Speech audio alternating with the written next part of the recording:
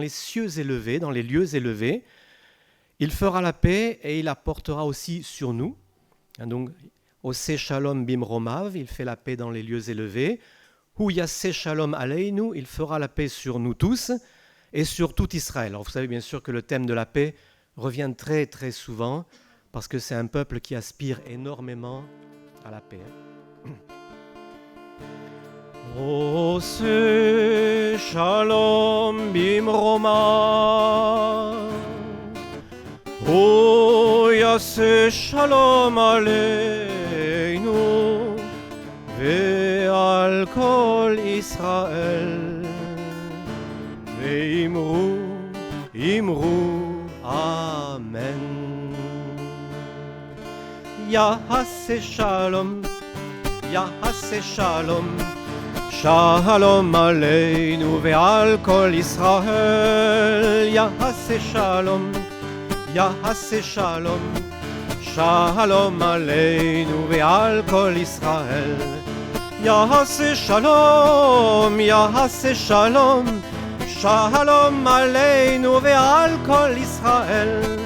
Yahaseh Shalom, Yahaseh Shalom, Shalom Aleinu ve'al kol Israel. Yahaseh Shalom, Yahaseh Shalom, Shalom Aleinu ve'al kol Israël.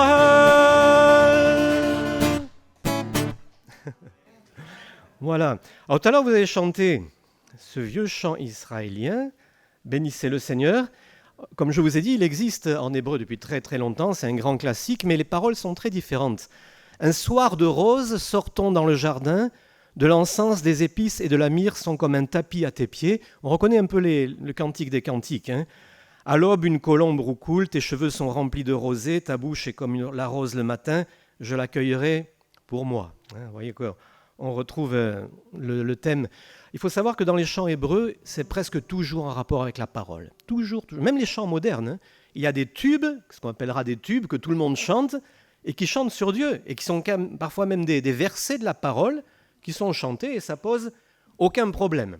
Aucun problème. J'ai eu pendant des années une prof d'hébreu à Chambéry.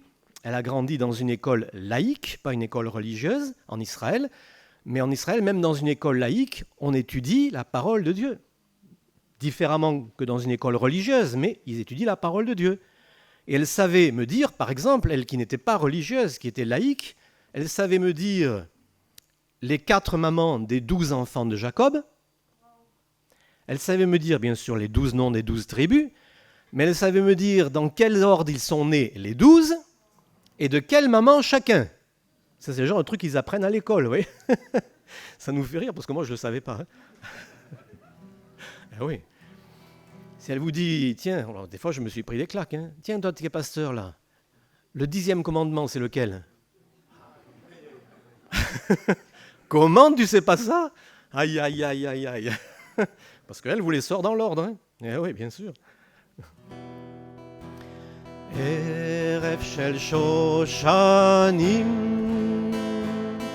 נצא נא אל הבוסתן מור בסמים ולבונה לרגלך מפתן ערב של שושנים נצא נא אל הבוסתן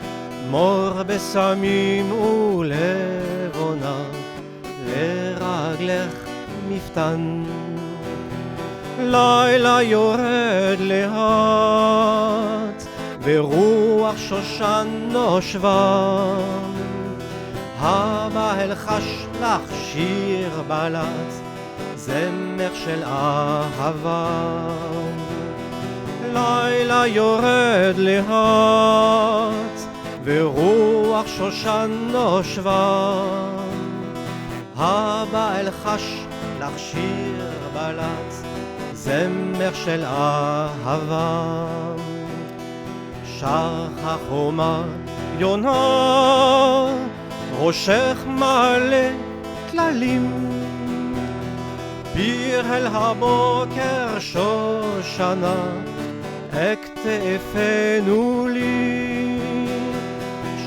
הרומא יונה, ראשך מעלה כללים, ביר אל הבוקר שושנה, אכתפנו לי, לילה יורד לאט, ורוח שושן נושבן, הבא אל חש לך שיר בלט, זמר של אהבה, זמר של אהבה, זמר של אהבה. Ahava, c'est l'amour, hein? Voilà. On en prend encore un? Ouais. Allez, on va prendre un qui est... ouais. Hinelo yanum velo yishan shomer Israël. Il ne sommeille ni ne dort, celui qui garde Israël. Alors, il faut savoir que c'est curieux, mais dans le texte hébreu à l'original, c'est au futur. C'est « il ne sommeillera ni ne dormira celui qui veille sur Israël ». Hine, voici, lo, c'est pas lo yanum, ne sommeillera pas, velo yishan, et ne dormira pas, shomer Israël, le gardien d'Israël. Shomer, ça veut dire garder, gardien.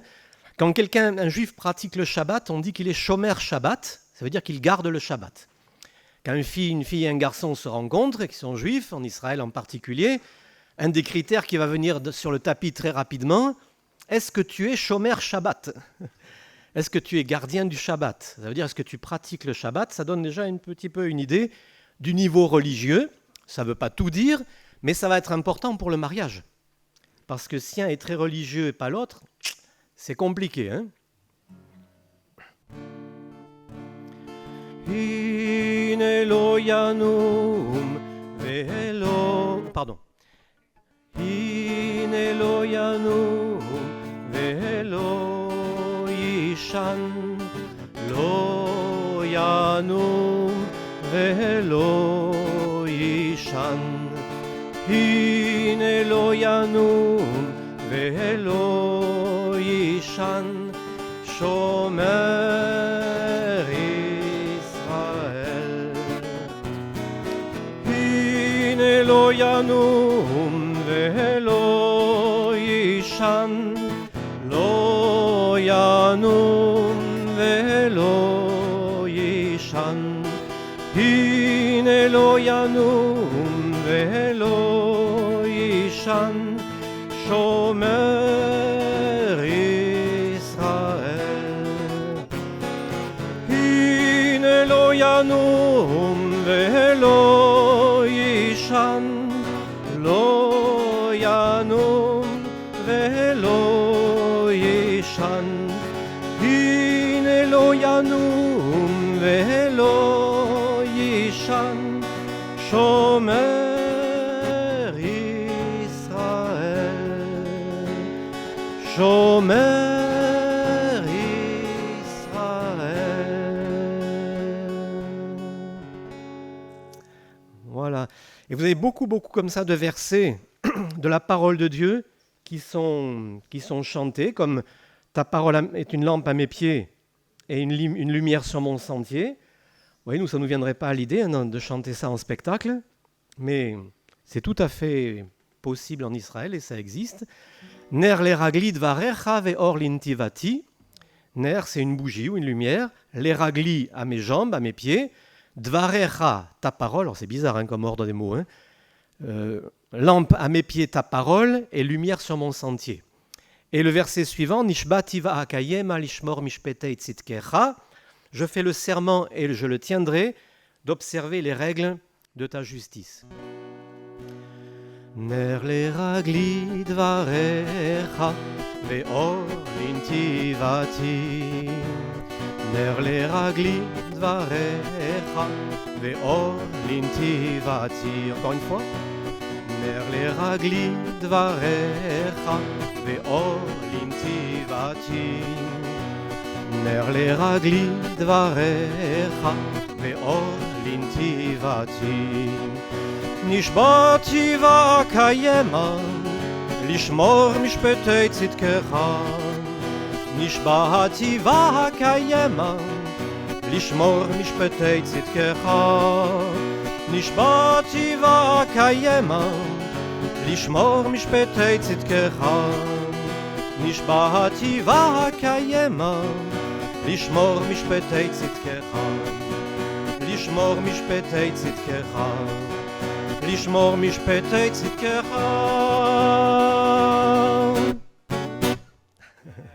Amen.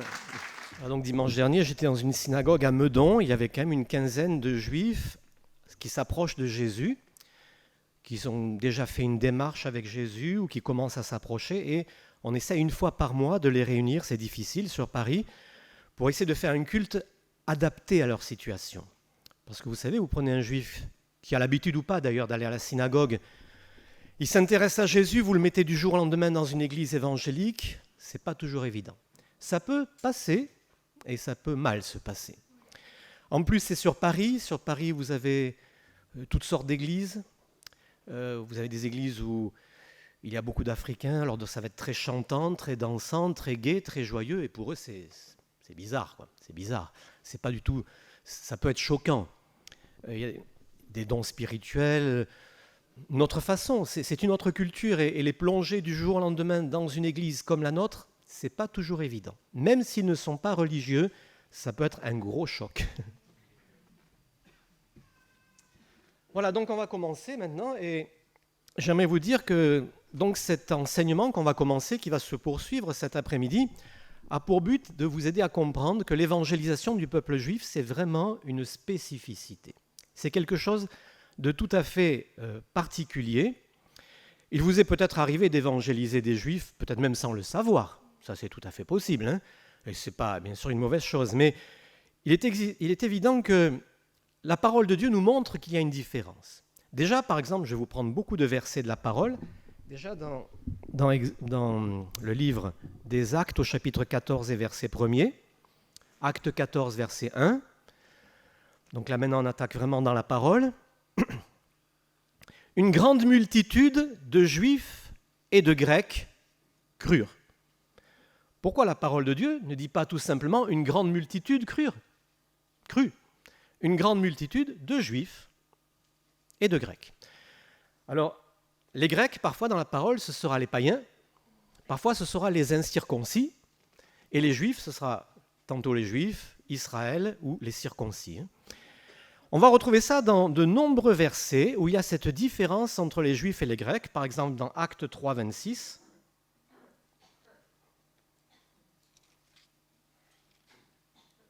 Donc ça, c'est déjà, dans un premier temps, pour vous montrer, c'est à vous, en parlant aux Juifs, premièrement, que Dieu, ayant suscité son serviteur, l'a envoyé pour vous bénir, en détournant chacun de vous de ses iniquités.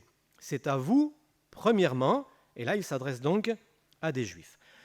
Verset très connu, Romains 1, 16, ça c'est à connaître par cœur. Ça vous dit quelque chose, Romains 1, 16 ? Car la prédication de la croix est une puissance pour le salut de quiconque croit. On pourrait s'arrêter là.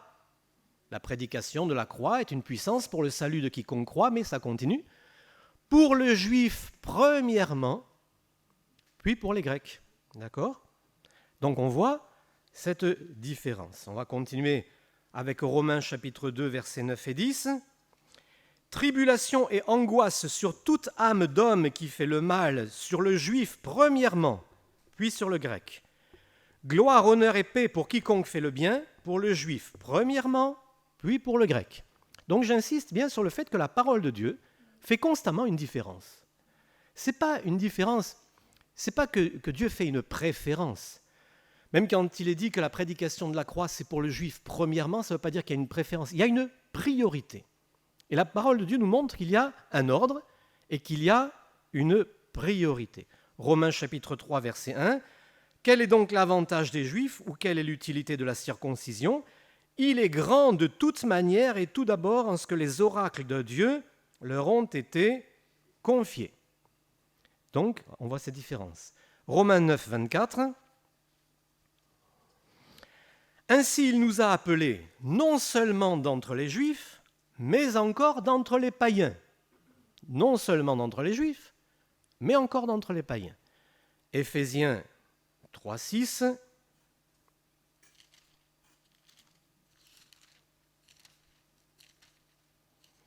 Éphésiens chapitre 3, verset 6. Ce mystère, c'est que les païens sont co-héritiers, forment un même corps et participent à la même promesse, sous-entendu que les Juifs, en Jésus-Christ par l'Évangile. N'oublions pas que Jésus a dit lui-même un jour à cette femme syro-phénicienne « Je n'ai été envoyé qu'aux brebis perdues de la maison d'Israël. » Waouh, c'est étonnant ça. Cette femme, elle vient, alors elle sera exaucée dans sa prière grâce à sa foi. Mais Jésus lui dit « Attends, doucement, hein.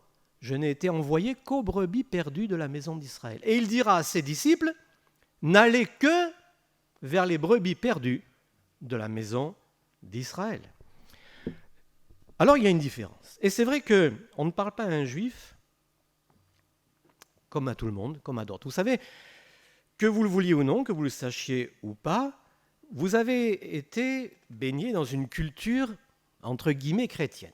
Je dis bien entre guillemets. Parce que finalement, lorsque vous parlez de Jésus et de l'Évangile à quelqu'un, la plupart du temps, votre objectif, c'est de prouver à quelqu'un qui croit être chrétien qu'il ne l'est pas. C'est ça notre façon d'évangéliser en France essentiellement. On a affaire à des gens qui pensent être chrétiens et il faut leur prouver par l'Évangile, par le Nouveau Testament, qu'ils croyaient l'être et qu'ils ne le sont pas. Et que ce n'est pas leur baptême qui a fait d'eux des chrétiens. En général, c'est ça. Et on les amène à découvrir qu'ils ne connaissaient pas Jésus alors qu'ils croyaient connaître, et on les amène à découvrir qu'ils pensaient être chrétiens alors qu'ils ne le sont pas. C'est bien comme ça qu'on travaille habituellement, l'état d'esprit avec lequel on aborde les populations en général. Et en plus, vous connaissez très bien les milieux dans lesquels ces gens évoluent. En général, ils évoluent dans les milieux catholiques. Vous connaissez en général le catholicisme. Vous savez comment ils raisonnent dans leur tête. Vous savez comment ils vont réagir à vos propos. Vous savez déjà comment ça va se passer dans les discussions parce que vous les connaissez, parce que vous-même, pour certains, vous avez été catholique. Pour le peuple juif, c'est complètement différent. La méthode biblique, c'est la seule, c'est d'utiliser les prophéties de l'Ancien Testament pour leur prouver que Jésus est l'accomplissement des prophéties. Ce n'est pas ce qu'on fait avec des catholiques, évidemment. Donc ça demande bien sûr une connaissance des prophéties de l'Ancienne Alliance et de savoir comment on va les appliquer à Jésus, à Yeshua. Ce n'est pas gagné d'avance, bien sûr, parce qu'il y aura toutes sortes d'oppositions dont on aura l'occasion de parler, et notamment le problème des persécutions au travers de l'histoire qui ont été essentiellement commises par des soi-disant chrétiens.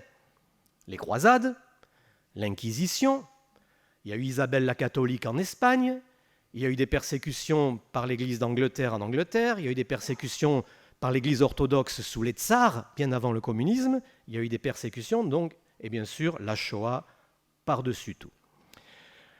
Donc vous allez aborder des gens dont vous ne connaissez pas grand-chose, vous ne connaissez pas leur arrière-plan religieux, vous ne savez pas qui ils sont, vous ne connaissez pas leur religion, vous ne savez pas ce qu'ils pensent de Jésus, et en général, Jésus est plutôt considéré comme un ennemi, chose qui n'est quand même pas le cas, bien sûr, quand on s'adresse à des catholiques. Il s'agit donc de leur prouver par l'Ancien Testament que Jésus est bien leur Messie, et il faudra savoir faire référence à leur texte, qu'ils ne connaissent pas toujours eux-mêmes, d'ailleurs. Et puis, il va y avoir des termes à utiliser qui passent bien pour des juifs et des termes qu'il va falloir éviter, on en parlera. Bien sûr qu'il va falloir beaucoup prier, parce que d'abord, lorsqu'un juif se tourne vers Jésus, c'est un miracle. C'est un miracle extraordinaire. C'est souvent des visions, des songes, ou alors par miracle, ils tombent sur un verset du Nouveau Testament et ils sont frappés. Des fois, un tout petit passage du Nouveau Testament, ça les frappe. C'est important parce que normalement, un juif ne lit pas le Nouveau Testament, c'est interdit. C'est un livre à proscrire totalement. C'est le livre des chrétiens, ce n'est pas le leur, c'est le livre de leurs ennemis. Et ils pensent même que c'est en lisant le Nouveau Testament qu'on devient antisémite. Puisqu'ils ont vu dans l'histoire beaucoup de chrétiens devenir antisémites, ils disent mais c'est en lisant leurs livres qu'ils sont contre nous. Et bien sûr, ça vient du fait qu'ils sont accusés d'avoir tué le Messie. Maintenant, ce qui est très très important, il faut qu'un juif sache que s'il accepte Yeshua, il est toujours juif. Parce que la plupart des juifs, comme on les a forcés à se convertir dans l'histoire, quand on les a forcés à se convertir, ça veut dire qu'il fallait renier totalement le fait d'être juif, ne plus rien avoir à faire avec, et adopter uniquement le christianisme de l'époque. Donc ils pensent automatiquement que c'est incompatible, on est dans un camp ou dans l'autre, mais on ne peut pas être dans un camp et dans le camp de l'ennemi. Vous remarquerez que Paul, lorsqu'il parle, bien après sa conversion, il ne dit pas « j'étais juif », il dit « je suis juif ». Paul dit « je suis juif ». Et même beaucoup plus tard, on trouve ça dans Acte 23, 6, et c'est surprenant parce que ça fait quand même déjà un certain temps, Acte 23, 6, il dit « je suis pharisien ». Il ne dit pas « j'étais pharisien et maintenant je suis chrétien ». Il dit « je suis pharisien », l'apôtre Paul. Et en plus, il faisait partie de l'élite religieuse. Il y a un passage qui est très important, je crois que c'est 1 Corinthiens 6, 19, où on voit bien qu'il y a une façon de s'adresser pour l'évangile aux juifs et aux non-juifs.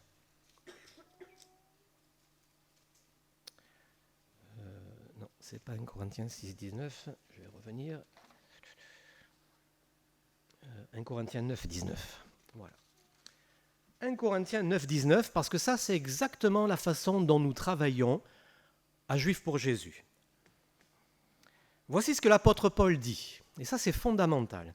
« Car bien que je sois libre à l'égard de tous, je me suis rendu le serviteur de tous, afin de gagner le plus grand nombre. » Et c'est là que ça devient intéressant. Avec les Juifs, j'ai été comme Juif, afin de gagner les Juifs, avec ceux qui sont sous la loi, donc les Juifs, comme sous la loi, quoique je ne sois pas moi-même sous la loi, afin de gagner ceux qui sont sous la loi. Ça veut dire quoi ? Ça veut dire que l'apôtre Paul, lorsqu'il est avec des Juifs à la synagogue, il se comporte comme un Juif qui est sous la loi, même si dans son cœur il n'est pas sous la loi, mais il le fait pour les gagner. Et ce n'est pas de l'hypocrisie, parce que l'apôtre Paul n'est pas un hypocrite, c'est une méthode d'évangélisation, c'est de se plonger dans le contexte dans lequel on est. Nous, Juifs pour Jésus, si on se met au milieu des Juifs et qu'on commence à dire « Ah non, non, non, moi, votre kippa, là, vous me laissez tranquille avec ça. Hein. Le châle de prière, là, le talit, oh là là là là, jamais de la vie. Hein. » Attendez, c'est pas comme ça que ça se passe. On est avec eux, on est au milieu d'eux, et on se comporte comme eux. Mais ce n'est pas incompatible, parce qu'il y a des raisons à tout ça. C'est pas le talit, le voile de prière, un tissu carré avec des fils, et tout ça, ça se retrouve dans la parole de Dieu. On retrouve ces choses. La kippa, c'est vrai que ce n'est pas purement biblique, mais ce n'est pas idiot non plus. C'est pour se souvenir qu'on a toujours Dieu au-dessus de notre tête, d'une part, et c'est pour marquer une séparation entre le terrestre et le céleste. C'est la signification de la kippa. Mais de toute façon, même si on est président de la République, on ne rentre pas dans une synagogue sans la kippa, et il est hors de question de ne pas être juif avec les juifs comme les juifs. Parce que ça ne se fait pas. Donc ce passage est très important. Avec les juifs, j'ai été comme juif afin de gagner les juifs. Avec ceux qui sont sous la loi, comme sous la loi, quoique je ne sois pas moi-même sous la loi, afin de gagner ceux qui sont sous la loi. Et il continue. Avec ceux qui sont sans loi, ce sont les autres, les païens, les Grecs. Alors, avec ceux qui sont sans loi, j'ai été comme sans loi, quoique je ne sois point sans la loi de Dieu, étant sous la loi de Christ, afin de gagner ceux qui sont sans loi, c'est-à-dire les non-juifs. Ça veut dire que dans l'évangélisation, eh bien, il faut savoir s'adapter. C'est ce qu'on appelle la contextualisation de l'évangile. Et ça, c'est ce que nous travaillons beaucoup à Juifs pour Jésus, c'est de nous adapter, de connaître le judaïsme, de connaître la façon dont ils pensent, dont ils travaillent, la parole de Dieu, parce qu'ils ne sont pas idiots, il ne faut pas croire, même s'ils n'ont pas compris que Jésus est le Messie, ils sont loin d'être idiots et ils connaissent pour certains très bien la parole de Dieu. N'oublions pas quand même aussi, c'est intéressant, qu'en France, nous avons la 3e communauté juive la plus importante au monde. Eh oui, après Israël et les États-Unis, c'est la France qui a la plus grande communauté juive au monde. C'est pas énorme, c'est 500 000. Ils étaient 1 million il y a à peu près 20 ans. Beaucoup sont partis essentiellement en Israël. Pas que, un peu aux États-Unis, Canada. Mais 500 000, c'est déjà pas mal. À peu près 7 millions aux États-Unis, 9 millions en Israël. Mais nous avons quand même la 3e communauté juive au monde, avec beaucoup de juifs à Paris, à Lyon, à Marseille et sur la Côte d'Azur. Maintenant, ce qui est encourageant quand même, c'est qu'il nous est dit « Une partie d'Israël est tombée dans l'endurcissement ». Eh bien, c'est encourageant ça. Pourquoi ? Parce que l'autre partie n'est pas tombée. Eh oui, amen. Ça veut dire qu'une partie n'est pas tombée dans l'endurcissement. Et ça, c'est quand même encourageant. Maintenant, n'allons surtout pas penser que parce que c'est le peuple élu de Dieu, qu'ils vont être sauvés sans avoir entendu parler de Jésus et sans y croire. Parce que cette erreur, je l'ai entendue. C'est le peuple élu de Dieu, donc ils sont sauvés. Être élu, c'est une chose, être sauvé, c'en est une autre. Dieu n'a pas abandonné son peuple, il n'a pas retiré son élection. Il est toujours le peuple selon la promesse faite à Abraham, et Dieu ne reviendra pas sur cette promesse. Néanmoins, il y a eu une mise à l'écart temporaire. Parce qu'il est quand même écrit, un jour, tout Israël sera sauvé. Amen. Tout Israël sera sauvé, sans que les chrétiens évangéliques n'aient rien à faire. Non. Et non. D'ailleurs, il est écrit, comment croiront-ils en celui dont ils n'ont pas entendu parler ? Et c'est vrai pour les Juifs aussi. Et comment entendront-ils parler s'il n'y a personne qui annonce l'évangile, etc. Vous connaissez bien ces choses. Pour ce qui est de la suite, ce n'est pas notre affaire. Nous, on sait une chose. Une partie d'Israël n'est pas tombée dans l'endurcissement. Tout Israël sera sauvé. Ils tourneront les regards vers celui qu'ils ont percé. Mais ce sera certainement plus facile parce qu'ils auront entendu parler de celui qu'ils ont percé. Donc c'est une mise à l'écart. Et il est dit, leur mise à l'écart a été la réconciliation du monde. C'est difficile à comprendre. C'était dans le plan de Dieu. Leur mise à l'écart a été le démarrage de l'évangélisation du monde. On pourrait presque se poser la question, mais est-ce que le monde aurait été sauvé si Israël avait accepté son Messie ? C'est une question qu'on peut se poser.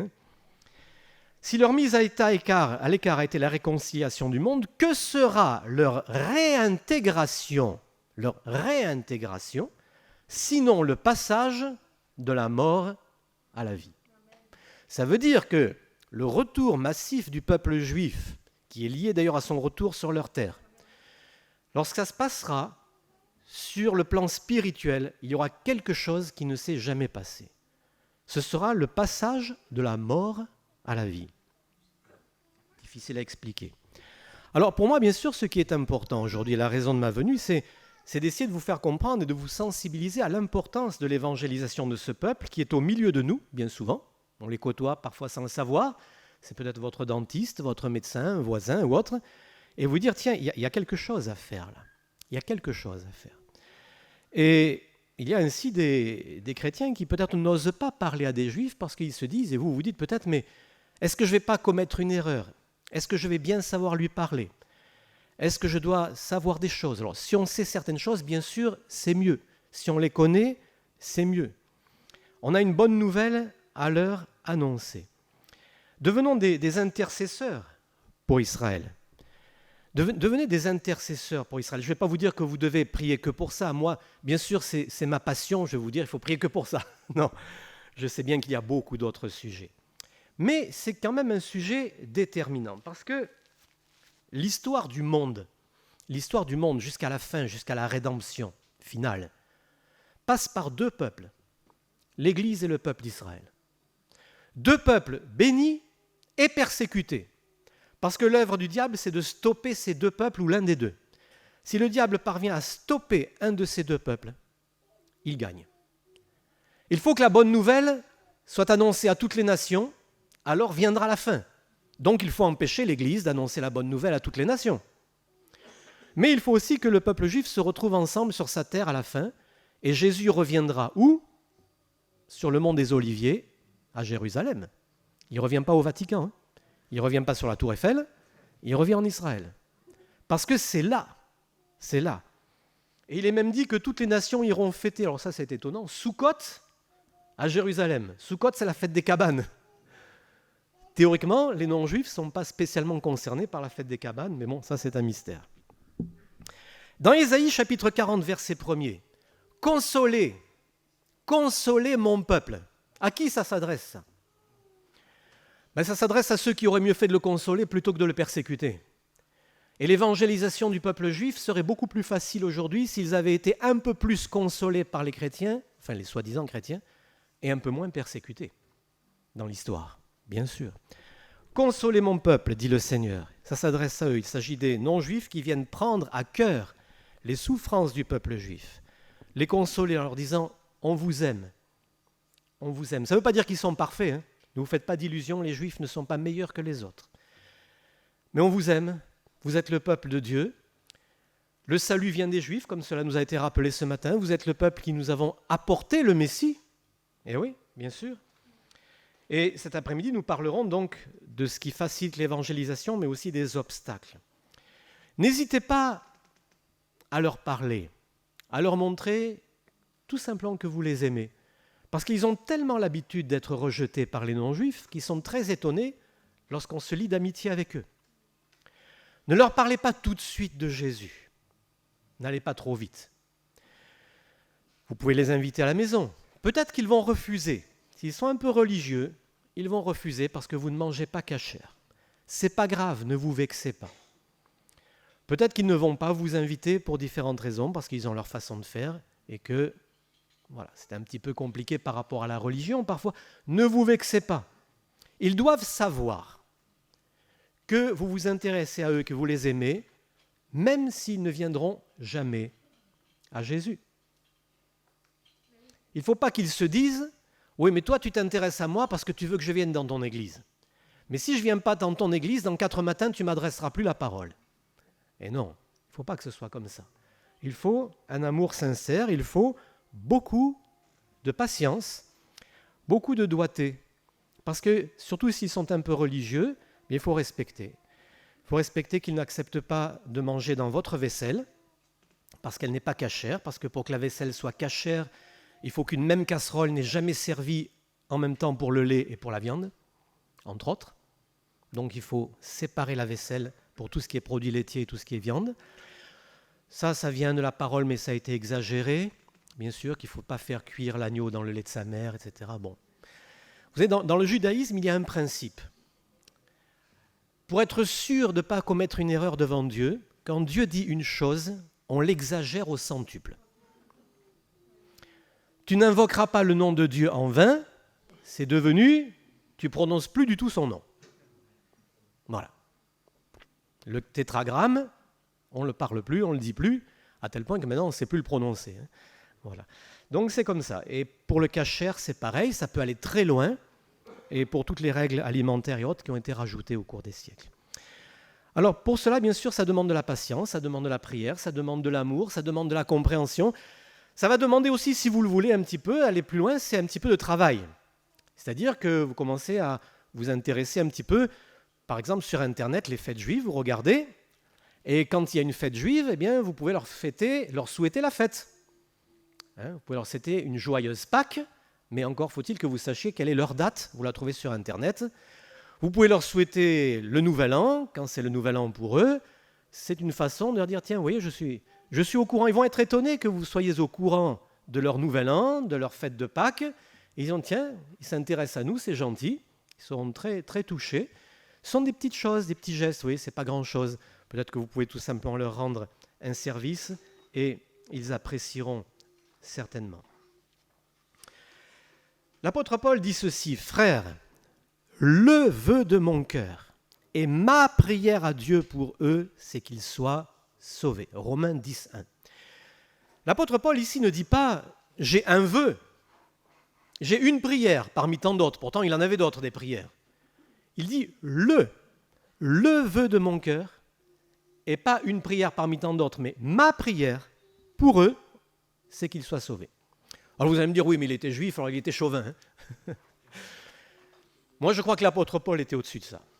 Il était au-dessus de ça, et je ne pense pas qu'on puisse dire que Paul ait dit cela simplement parce qu'il est juif, et que du fait qu'il est juif, il s'intéresse plus aux juifs qu'aux autres, d'autant plus qu'il n'était pas l'apôtre des juifs, mais l'apôtre des païens. Alors, si c'était le vœu et la prière de son cœur, est-ce qu'il ne faudrait pas que ce soit au moins un vœu et une prière de notre cœur? au milieu de tous les autres vœux et de toutes les autres prières, puisque ça a été le vœu et la prière de l'apôtre Paul, est-ce qu'il ne faudrait pas que ce soit un peu, de temps en temps, notre vœu et notre prière? Leur mise à l'écart a été la réconciliation du monde. Que sera leur réintégration, sinon le passage de la mort à la vie? C'est un bel encouragement, et bien sûr que tout cela, ça ne se fera pas sans la prière et sans la parole, et sans la volonté. Alors je sais, je comprends très bien que ce n'est pas évident, parce que c'est vraiment autre chose. C'est autre chose, ce n'est pas ce dont vous avez l'habitude. Alors je ne vais pas vous dire que comme pour nous, il faut devenir des spécialistes, apprendre l'hébreu, connaître le judaïsme. Non, non, non, pas du tout. Mais il y a quand même un intérêt que l'on doit avoir. Et comme je le disais, il faut savoir quand même aussi, et ça pensez-y, que la Shoah est un traumatisme très, très présent dans leur cœur. Il faut savoir qu'ils vivent avec ça, et il faut savoir que ce qui s'est passé en Allemagne nazie, n'est pas juste le fruit d'un homme fou, appelé Hitler. C'est tout un processus d'antisémitisme au travers de toute l'histoire qui arrive à son paroxysme. N'oublions pas aussi que cela arrive, parce que certains diront, oui, mais c'est un jugement de Dieu, parce qu'ils n'ont pas cru en Jésus. Alors ça, je vous en supplie, même si vous le pensez, ne le dites jamais à un juif. Ne dites jamais à un juif, même si vous le pensez. Vous êtes persécuté parce que vous avez tué le Messie. Ça va casser la relation. Je ne dis pas que c'est complètement faux, parce qu'ils ont quand même dit que son sang retombe sur nous et sur nos enfants. Mais, si vous dites à un juif, la Shoah c'est parce que vous avez tué Jésus, n'espérez pas aller plus loin dans la discussion. Là, c'est terminé. Ça veut dire tous ces millions de morts, tous ces enfants, 1,5 million d'enfants, entre autres, c'est de votre faute. Si vous dites ça. Par contre, il y a une autre réalité spirituelle. C'est que ça arrive 3 ans avant l'accomplissement d'une immense prophétie, le retour du peuple juif sur sa terre. Et ça, le diable voulait l'en empêcher. N'oublions pas que Amalek attaque Israël avant qu'il rentre en terre promise. N'oublions pas que déjà avant ça, Pharaon veut détruire le peuple juif en faisant périr tous les enfants mâles. Donc il y a une volonté de détruire. Il y a une volonté d'empêcher de rentrer sur sa terre. Ça recommence avec Haman, du temps d'Esther, qui veut détruire le peuple juif. Donc, comme on sait que la prophétie et l'accomplissement des choses finales passent par le peuple juif, eh bien, il y a une volonté du diable de le détruire. Et la Shoah arrive quelques années avant que le peuple retourne sur sa terre, et le processus est en marche depuis déjà environ une centaine d'années, à partir d'un élément très très important, qui est l'affaire Dreyfus. Alors ça serait un peu long à expliquer, mais il y a un lien entre l'affaire Dreyfus, qui s'est passée en France, et la création de l'État d'Israël. L'idée de la création de l'État d'Israël, qui est née au travers d'un homme qui s'appelait Theodor Herzl, un journaliste viennois, autrichien, qui a suivi de près toute l'affaire Dreyfus et qui a été le premier à dire qu'il faut absolument créer un État pour le peuple juif, sinon ça va mal finir. Il ne s'est pas trompé, ça a mal fini quelques années plus tard. Donc il y a un processus, et ça, ma foi, le diable a voulu l'arrêter. Le diable veut arrêter l'Église, il veut arrêter le peuple juif.